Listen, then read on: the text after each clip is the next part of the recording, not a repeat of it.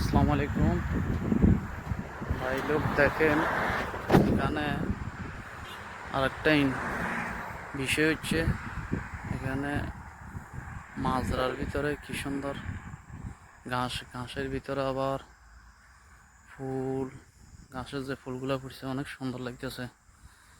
এই যে আরেকখান আমাদের দেশের মতো, এই যে দেখেন এটা হচ্ছে কলা গাছ, এটা হচ্ছে কলা গাছ অর্থাৎ কলার বাগান, বিশাল পরিমাণে কলার বাগান।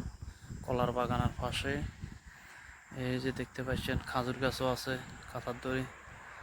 আর এই যে ঘাসগুলার যে হিসাবে ফুল ফুটে রয়েছে অনেক সৌন্দর্য লাগতেছে, অনেক সুন্দর দেখাইতেছে। এটা একটা মাজরা, বহুত বড়, আমাদের বাংলাদেশের মতন। এই যে বাড়ি, ওমানের বাড়ি, এই যে খুব সুন্দর লাগতেছে, খুব সুন্দর লাগতেছে। এই যে দেখেন বিশাল পরিমাণের বাগান,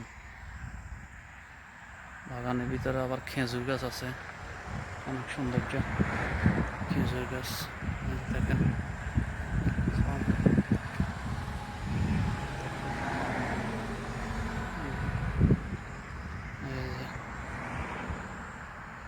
ওকে দর্শক, ভালো থাকবেন, সুস্থ থাকবেন, নিরাপদে থাকবেন।